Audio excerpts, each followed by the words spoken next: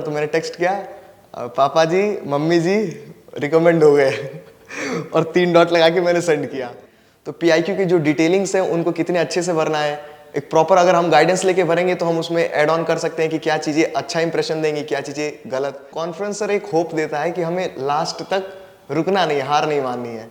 Generally लोग अगर कोई भी एक भी टास्क अगर खराब होता है तो वो डीमोटिवेट हो जाते हैं कि अब तो शायद एसएसबी गई। In 17 SSB Bangalore, so 129 reported for the screening process, in which 26 were screened in, and from the 17 board, 2 of us got recommended. हमारा इंटरव्यू लिया था ब्रिगेडियर बीएस छिगारा सर ने, बाद में पता चला he was the commandant of 17 SSB board itself. जैसे बाहर के भी स्टूडेंट्स आते हैं Yes, और sir. आप गए, तो इन क्या आपने डिफरेंस देखा दोनों में? Yes sir. Sir defence background के जो स्टूडेंट्स होते हैं, like from this defence academy as well as from the Sainik school, ये एक इन्वायरमेंट में जाते हैं जहाँ फिजिकल स्टेमिना एक एट मार्क होता है कि हम फिजिकली एडवांस्ड होते हैं compare to the civilian mindset. और सभी का गाइडेंस, सभी आप सीनियर्स का गाइडेंस एक बहुत हेल्पफुल रोल प्ले किया है हमारी सक्सेस में।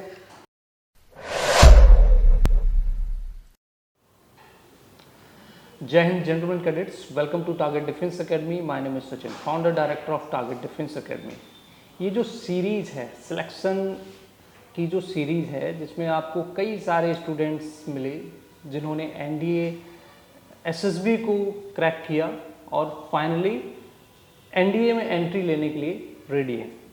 तो इसी सीरीज़ में आज मेरे साथ हैं चंदन यादव, जिन्होंने टीईएस एंट्री के थ्रू, टेक्निकल एंट्री के थ्रू एसएसबी का एग्ज़ाम, एसएसबी को फेस किया और एसएसबी से रिकमेंड हुए हैं। ठीक है, चंदन की जो रिकमेंडेशन रही है वो एसएसबी बेंगलोर से रही है, 17 एसएसबी बेंगलोर। ठीक है, और टीईएस 52nd कोर्स, 52 कोर्स रहा है इनका।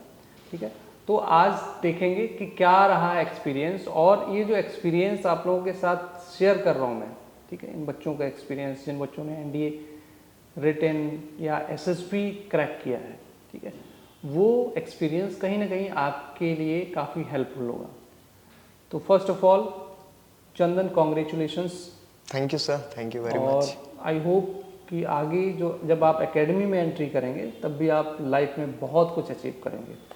उससे पहले मैं आपका एक्सपीरियंस जानना चाहता हूँ कि जो बच्चे अभी एनडीए की प्रिपरेशन कर रहे हैं वो बच्चे आपसे क्या क्या सीख सकते हैं, आपका जो एक्सपीरियंस रहा है एसएसबी का।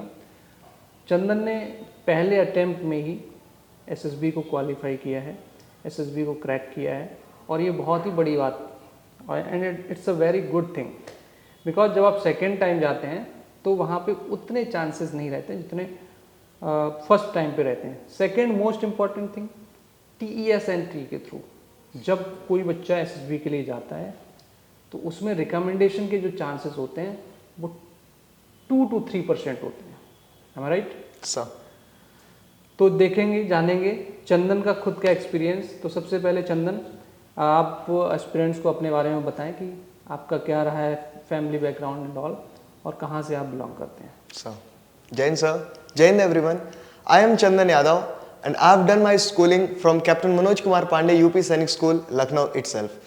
I belong from Gazipur, UP East. Particularly, my father, Mr. Sheshnath, is a government teacher, and my mother, Mrs. Nirmala, is a housemaker. And I have one sibling, and belonging to the rural background of Gazipur, we have a greater exposure only when we entered the Sainik School, Lucknow. Sainik School, Lucknow, its aura, its Adam officers, and the whole fraternity of seniors gave us a wonderful exposure and a wonderful upliftment to our personality, that we are much able to groom ourselves up to that level as we are currently. Talking about the SSB journey and defense aspiration, right from the very beginning, it's a continuation of struggle, sacrifice. Defense demands some sacrifice to come up with certain dreams and aspirations. And being in the Sainik School right for 6 years, it was a continuation of that same hope, same dream, seeing our seniors, sir and other seniors at the OBM and getting motivated from them it was the whole aspiration for the defense forces itself. And SSB experience, sir, it was very much fantastic. Right from the beginning of the preparation to now, mesmerizing the moments of success and the blessings of the Almighty. Sir जब भी preparation की बात आती थी तो senior से और आप लोगों की गाइडेंस को याद करके ही हम मोटिवेट होते थे और जो भी चैलेंजेस आते थे उनको फेस करने की एक स्ट्रेंथ मिलती थी. और एसएसबी के वेरियस टास्क मेनली रफली थ्री मेन डिवीजन होता है, साइकोलॉजिकल टेस्ट और interview and group task. So sir in 3 main broadcast में हम लोगों ने तैयारी की थी और सभी का गाइडेंस, सभी आप सीनियर्स का गाइडेंस एक बहुत हेल्पफुल रोल प्ले किया है हमारी सक्सेस में. और मेन परफॉर्मेंस में जो नर्वसनेस होती है उसको कॉन्फिडेंस से ही बाईपास किया जा सकता है. राइट. Yes sir. तो इसमें जो आपका एसएसबी का प्रोसीजर रहा है, फर्स्ट स्टेप मैं आपसे स्टेप बाय स्टेप चलूँगा कि पहला स्टेप होता है स्क्रीनिंग टेस्ट, राइट. तो स्क्रीनिंग टेस्ट में जो आपका बैच था उसमें टोटल कितने स्टूडेंट्स थे आपके साथ?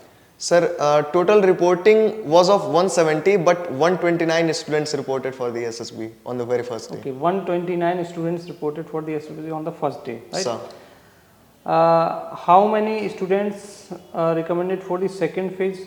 Sir, total out of 129, 26 students were screened in for the course of the other days. Okay, qualified as screening test, right? Sir. And what about your first test over there? Yes, sir. If we talk about psych test, right? Yes, sir. So, what kind of problems you faced over there? Sir, particularly in psychological test, we have thematic apperception test. We have a series of 11 picture plus 1 blank picture, and then we have word association test following by situation reaction test, and lastly self description test. Sir, in an all factor सभी की तैयारी अच्छे से हो गई थी और एक गाइडेंस आप लोगों का सपोर्ट मिल गया था, तो एक फ्रेमवर्क पता था कि हाँ कैसे साइकोलॉजी जा रही है. तो एक साइकोलॉजिकल शेप अच्छा हो गया था और एक कॉन्फिडेंस था कि जो अटेम्प्ट कर रहे हैं वो ऑनेस्टली अटेम्प्ट कर रहे हैं और एक पॉजिटिव इन्वायरमेंट के साथ साइकोलॉजिकल टेस्ट कॉन्फिडेंटली बीत गया. अच्छा लगा था सर. तो साइकोलॉजिकल टेस्ट में आपके 4 टेस्ट होते हैं, सर. तो इसमें सबसे ज़्यादा आपको किस टेस्ट ने परेशान किया है? सर सबसे ज़्यादा मेरे को सिचुएशन रिएक्शन टेस्ट ने परेशान किया सर, क्योंकि बाकी टेस्ट जो है वो टाइम के साथ उनमें बहुत लिमिटेड टाइम मिलता था. जैसे टीएटी में जो पिक्चर्स हैं they are followed by a time pause. After 4 minutes the picture will itself be diminished and other picture will be shown, so we don't have to have a time to overthink upon that. But for SRT we have the whole booklet right from first reaction to 60th reaction. हमारे पास सभी सामने होते थे तो हम मतलब ज़्यादा time invest करते, हमें टाइम का पता ही नहीं चलता था. बट स्टिल टाइम को ध्यान में रखते हुए manage time management. Yes sir, time management. वहाँ पे आपको कोई ऐसा नहीं है कि एक पर्टिकुलर एसआरटी के लिए आपको इतना टाइम दिया जा रहा है. ओवरऑल आपकी जितनी एसआरटीज होती हैं उसके लिए एक टोटल टाइम होगा. अब आप कितनी एसआरटीज, तो आपने कितनी एसआरटी वहाँ पे सॉल्व की थी? Sir 57 SRTs out of 60. 57 you have solve. Okay. तो अभिषेक जो स्टूडेंट से पहले आया था शायद आपके बैच का, तो अभिषेक ने 37, अभिषेक ने या मयंक ने 37 एसआरटी सॉल्व की थी. सर. तो आपने तो काफ़ी अच्छी की है 57. सर. राइट. उसके अलावा जो आपका थीमेटिक परसेप्शन टेस्ट रहता है, यस सर, उसमें आपको कुछ ऐसा लगा कि टाइम की कमी रही हो? No sir, 30 seconds for the image perception was there and we devoted that time wholly for the perception only, and after that the 4 minute was completely for the story writing, and it was for the sake the time was sufficient and our speed matters in the type of story writing. Right. And अब हम आगे बढ़ेंगे और GTO पे बात करेंगे. Sir. Group testing officers task, right. Sir. तो इसके अंदर 9 टास्क होते हैं आपके. Yes sir. तो इसमें जो 9 टास्क रहे हैं तो उसमें आपका क्या एक्सपीरियंस रहा है overall? Sir group task is the very lively process of SSB. बाकी जो साइकोलॉजिकल टेस्ट एक रूम के अंदर होगा और इंटरव्यू जो एक चैम्बर में एक ऑफिसर के साथ थोड़ा बहुत लाइवली इंटरेक्शन होगा, but GTO task are that जो ग्राउंड पे होंगे, ग्रुप के साथ होंगे, 2 ऑफिसर्स हमें जज कर रहे होंगे, तो एक एकदम लाइव इन्वायरमेंट, एक्शन, डायनामिज्म होता है उसमें.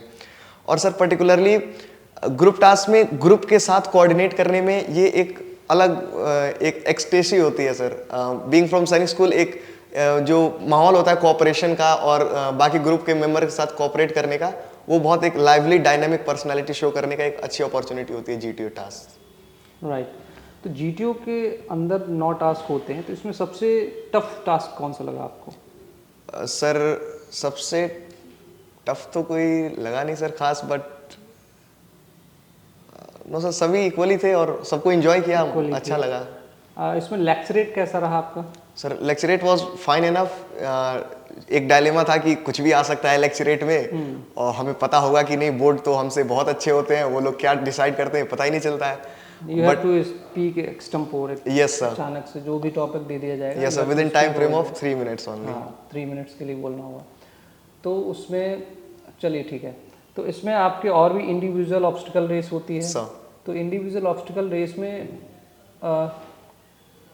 किस तरीके का एक्सपीरियंस रहा आपका? जैसे बाहर के भी स्टूडेंट्स आते हैं Yes, और sir. आप गए, तो इन क्या आपने डिफरेंस देखा दोनों में? Yes sir. Sir defence background के जो स्टूडेंट्स होते हैं, like from this defence academy as well as from the Sainik school, ये एक इन्वायरमेंट में जाते हैं जहाँ फिजिकल स्टेमिना एक एट मार्क होता है कि हम फिजिकली एडवांस्ड होते हैं compare to the civilian mindset.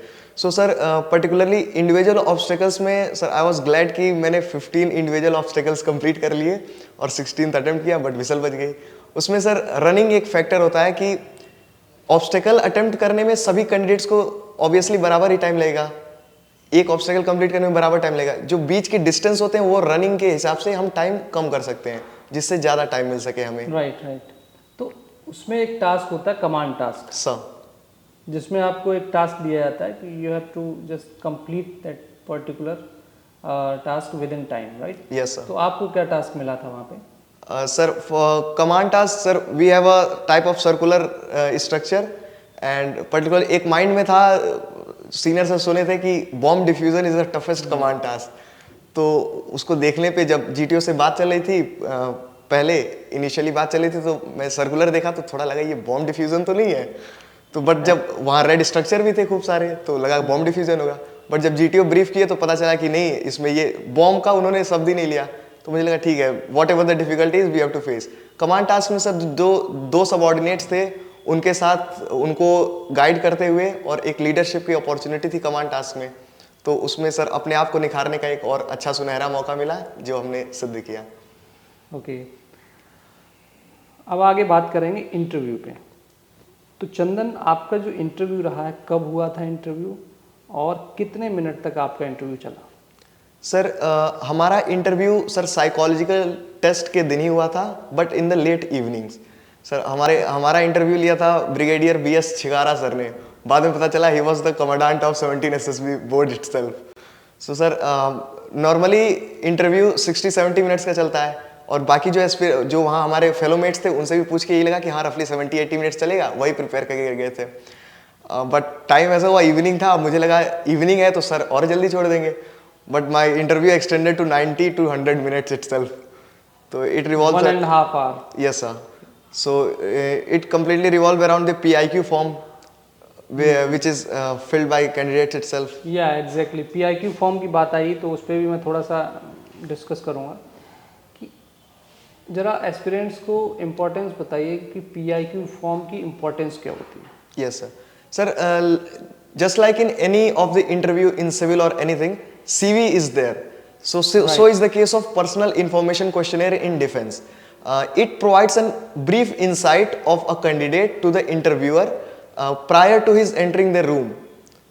PIQ देख के ही वो कुछ एस्पिरेशंस बना लेते हैं कि हाँ ये कैंडिडेट इस टाइप का है रफली।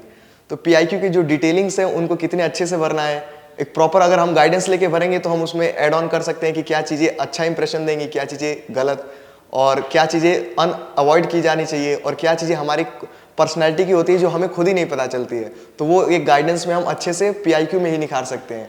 PIQ इंटरव्यू को एक स्टार्ट देने के लिए एक बहुत क्रूशियल स्टेज होता है sir, and PIQ itself is important.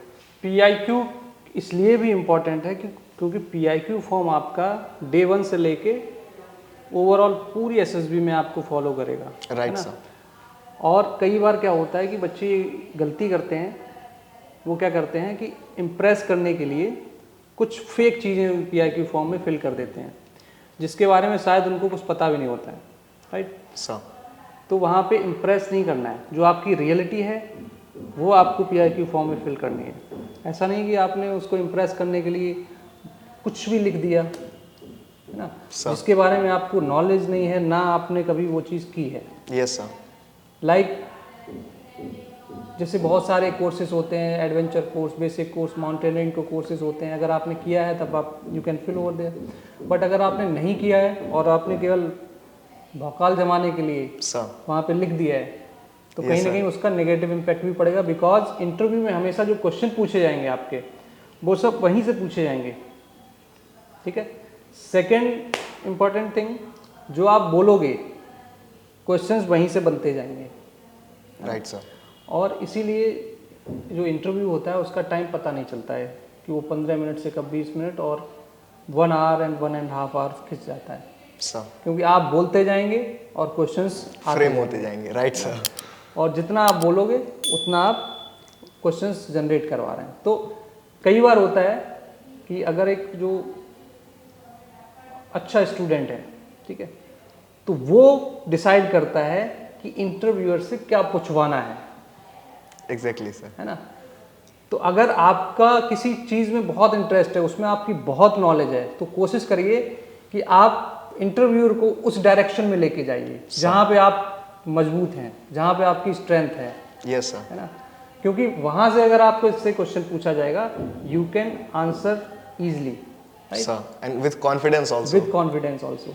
कभी भी ऐसी जगह ना ले जाएं जहाँ के बारे में आपको पता नहीं है। Yes sir. कि इम्प्रेस करने के चक्कर में कई बार होता है, स्टूडेंट्स क्या करते हैं कि इम्प्रेस करने के बाद के लिए बोल देते हैं मैं स्क्वैश खेलता हूँ, मैं गोल्फ खेलता हूँ, है ना। Yes sir.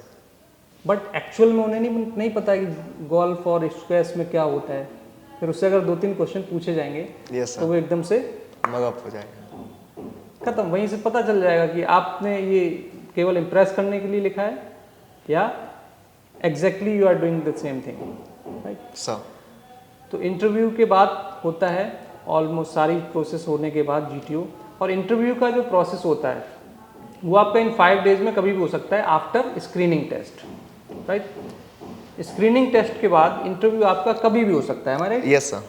वो कभी भी आपको बुला के आपका इंटरव्यू ले सकते हैं अकॉर्डिंग टू चेस्ट नंबर। और ऐसा भी नहीं है कि सीरियल वाइज बुलाएं, वो कभी भी बुला सकते हैं, रैंडम, यस सर। तो चंदन फिर आते हैं कॉन्फ्रेंस पे। कॉन्फ्रेंस जो रही आपकी, यस सर। तो कॉन्फ्रेंस के बारे में ज़रा बताइए बच्चों को कि वहाँ पे जब आपने एंटर किया तो वहाँ पे कितने ऑफिसर्स आपको वहाँ पे देखने को मिले। सेकंड थिंग, कितने मिनट आपकी कॉन्फ्रेंस चली, सर राइट, और किस तरीके के क्वेश्चंस आपसे पूछे गए। Sir, so particularly about the conference in the SSB interview, the whole process is summed up in conference itself, where the board president along with his deputies and other assessors, interviewing officers, psychologists and other GTO officers, they collectively judge a candidates. If there is any doubt of selection of a particular candidate, it is discussed and clarified as well. Sir, at the same time, if there was a concept of negative time, then I would say that my conference was in negative minutes also, because I just entered the conference room. I saw my interviewing officer as a board president, Brigadier B.S. Shikara sir, along with approximately 15 to 16 officers in uniform.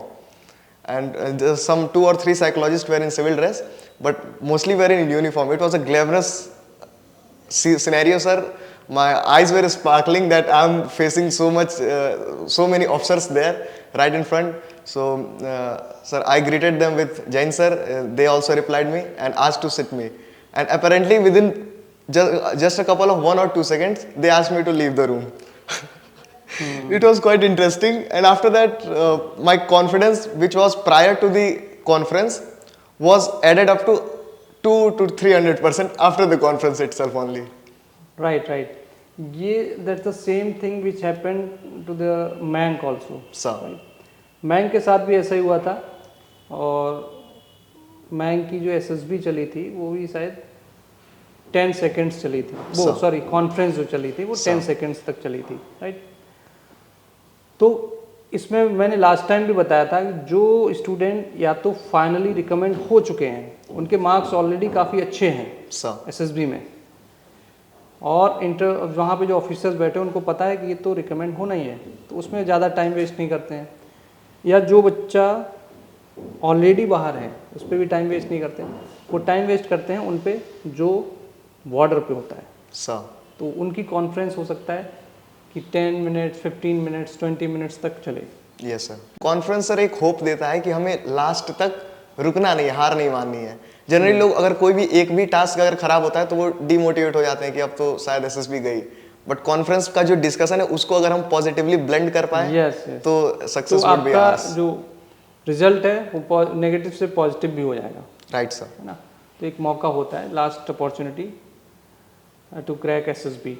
उसके बाद medical होता है और आपने medical easily fit हैं आप medical, हालांकि TR आपको मिला था उसके Yes, बाद sir. आपका परमानेंट फिट हो चुके हैं। सर तो अब बात करेंगे आपके पर्सनल एक्सपीरियंस पे। ये तो आपका एसएसबी का एक्सपीरियंस रहा। Yes sir. तो चंदन जरा अपनी फैमिली बैकग्राउंड के बारे में बताइए कि किस फैमिली से आप बिलोंग करते हैं, कैसे आपने इस जर्नी को यहाँ तक आप लेकर आए।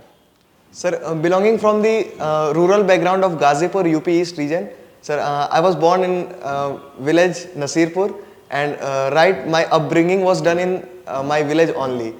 My family was at that time was a joint family. और सर अब पापा की सर्विस गवर्नमेंट सर्विस में लग गई है, he is a teacher now.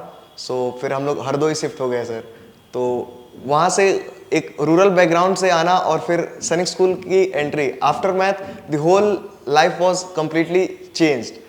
The aspiration of defense was more boosted while entering in the Sainik school. Apparently, my father is also an alumni of Sainik school Tilaiya itself. So it was the grassroots of my motivation, and the adoring nature of my mother and her blessings itself helped me through all the struggles of my life. And this was the journey of coming to Sainik school. After Sainik school, our seniors were there and our Adam officers were there, our teachers were there. The whole training setup of the Defense Academy and the Sainik school itself is in a greater aspect is to boost the journey of being a defense soldier, a defense officer itself. So that the whole journey is quite motivating and thrilling. कभी-कभी बैकफोर्थ में देखते हैं तो पता ही नहीं चलता कि ये हम ही थे जो इतना मतलब इस जर्नी से यहाँ तक आए हैं। तो काफ़ी प्राउड लगता है सर और अच्छा भी लग रहा है। ओके तो चंदन अब इसके बाद मैं एक क्वेश्चन आपसे पूछूंगा जो सबसे मैं ऑलमोस्ट पूछता हूँ हर एक बच्चे से, और आई थिंक उसका आंसर तो आपने दे रखा है, लेकिन एक बार फिर से आप जरा बताइए कि from where you got the inspiration exactly, from your father, from school, anything, from where you got the inspiration. Sir in the early phase of my life sir, जो मदर्स के हमारे माँ के जो संस्कार मिले हैं सर, उससे एक कहीं ना कहीं मेंटलिटी थी कि कुछ सर्व करना है to the society, to the nation itself.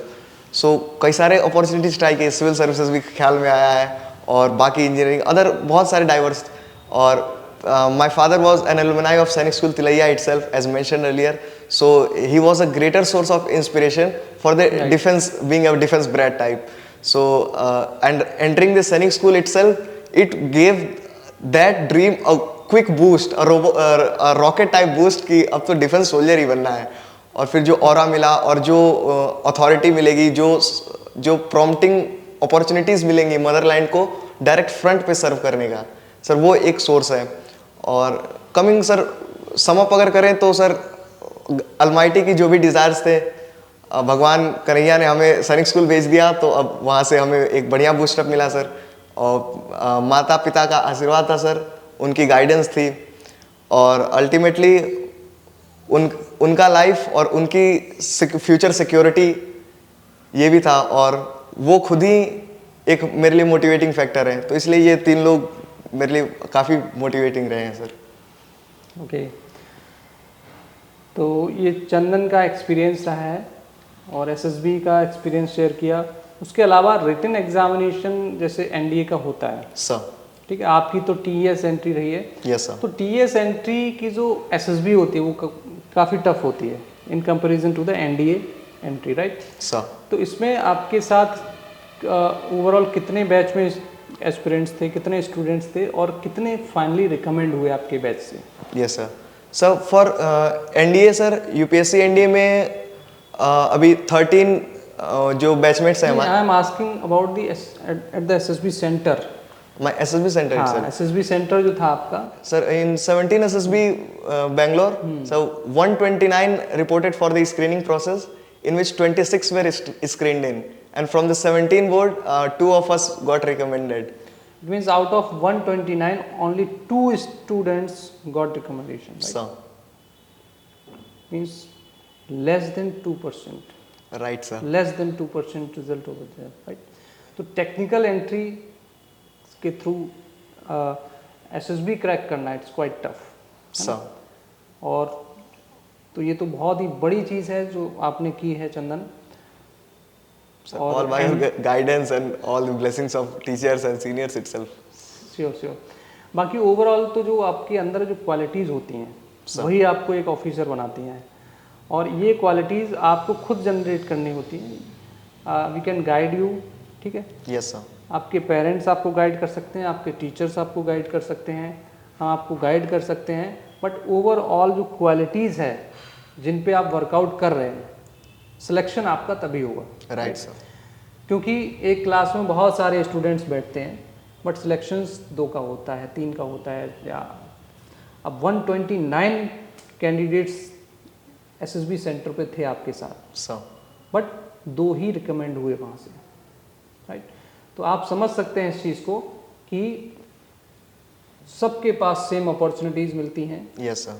But उसमें से कुछ सिलेक्ट हो जाते हैं, कुछ रिजेक्ट हो जाते हैं, है ना? So, और सिलेक्शन एंड रिजेक्शन में केवल थोड़ा सा ही फासला होता है, और वो होता है आपकी डेली एक्टिविटीज़, आपका एनवायरनमेंट जहाँ पे आप रह के पले बड़े हैं, ठीक है? तो अगर इन चीज़ों को आप अगर अभी से स्टार्ट कर देंगे तो कहीं ना कहीं ये आपकी एसएसबी में बहुत हेल्पफुल रहेगा। तो जितने भी बच्चे 10th के बाद से आते हैं, जैसे 11th 12th के साथ अगर एनडी की प्रिपरेशन करते हैं, आई होप कि वो बच्चे बहुत अच्छा परफॉर्म कर सकते हैं, so. है ना? तो और भी कुछ गाइडेंस आप बच्चों को देना चाहते हैं, स्टूडेंट्स को कहना चाहते हैं, तो you can share. Particularly sir professional guidance आप दे ही रहे हैं सर, पर्सनली और सभी एस्पिरेंट्स को ये फ़ायदा करेगा, बट स्टिल अपनी ऑनेस्टी और अपने कैरेक्टर में डिसिप्लिन और सिंसियरिटी ये बहुत मस्ट है सर। जो आपने बोला सिलेक्शन और रिजेक्शन में बहुत कम का फासला होता है, तो ये कहीं ना कहीं हमारी ऑनेस्टी और एक मेहनत करने की जो सिंसियरिटी होती है उस पर डिपेंड करता है। और पढ़ाई में कई सारे अप्स एंड डाउन्स होंगे, तो उसमें हमें अपने मेंटर्स को और अपने पेरेंट्स को या हूसोएवर हम कंसीडर करते हैं उनसे शेयर करके एक प्रॉपर गाइडेंस लेनी चाहिए, और फिर अपने आप को बाउंस बैक करना चाहिए। और मेहनत का कोई सब्सटीट्यूट नहीं है सर। हमारे बोर्ड में स्टेयर्स पे लिखा था there is no elevator to success, you have to take up to the stairs. तो ये कहीं ना कहीं सही है, सक्सेस के लिए हमें हार्ड वर्क करना ही पड़ेगा।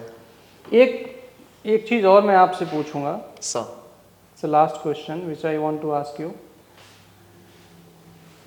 इसमें ओवरऑल जो जर्नी रही आपकी, तो एक लाइफ चेंजिंग मोमेंट होता है, राइट सर। हर एक किसी की लाइफ में कोई ना कोई एक ऐसा मोमेंट होता है जिससे उसकी लाइफ कंप्लीटली चेंज हो जाती है। कुछ ऐसी सिचुएशंस या कुछ ऐसी पर्टिकुलर मोमेंट स्ट्राइक करते हैं माइंड में, तो फिर वहाँ से आपको एकदम से ऐसा लगता है कि नहीं, मुझे तो ये करना ही करना है। सर, हो सकता है कि वो इमोशनल अटैचमेंट हो सकता है कि इमोशनली किसी ने अटैक किया हो, सर। राइट? तो आपकी लाइफ में ऐसी कौन सी मोमेंट रही? सर, बाय गॉड्स ग्रेस ऐसे कई सारे मोमेंट्स आए जिसमें ओवरवेलमिंग जॉय मिला है, ब्लेसिंग्स मिली है। The most recent case is sir, हमसे पहले जो बैचमेट्स अभी एकेडमीज में है उनका जो हमसे पहले हुए हैं, तो वो एक मोटिवेटिंग फैक्टर तो है ही, और तो एक हमारे मतलब बैच में एक मीम फेमस है कि सफलता के 2 ही चेहरे, सचिन और वत्सल। तो दिस काइंड तो एक था कि एसएसबी क्लियर करना है और कुछ मतलब करें, तो उस मेहनत बाकी गाइडेंस वगैरह के बाद सर जब रिकमेंडेशन के बाद बेंगलोर में फ़ोन्स अलाउड नहीं थे, तो जो फ़ोन मिला मैं इलीगली प्रोक्योर करता था थोड़ा, तो फ़ोन में मैंने टेक्स्ट किया घर पे, तो कॉल कर नहीं सकता था, तो मैंने टेक्स्ट किया पापा जी मम्मी जी रिकमेंड हो गए और 3 डॉट लगा के मैंने सेंड किया। तो उसके बाद वो लिखते टाइम मतलब आंखें ब्लरी हो रही थी, हाथ भी कांप रहे थे कि मतलब ऐसा पहली बार थोड़ा मिला है। तो मैंने घर पे बताया कि रिकमेंड हो रहे थे, तो वो थोड़ा एक सुकून मिला। और फिर आगे घर पे जो सूदिंग रिलीफ मिला है पेरेंट्स को, और उन्हें जो सूदिंग रिलीफ मिला है वो एक काफ़ी अच्छा एक्सपीरियंस रहा है सर। अब लाइफ शायद लग रहा है कि हम कुछ कर सकते हैं देश के लिए, अपने समाज के लिए और अपने सब के लिए। राइट।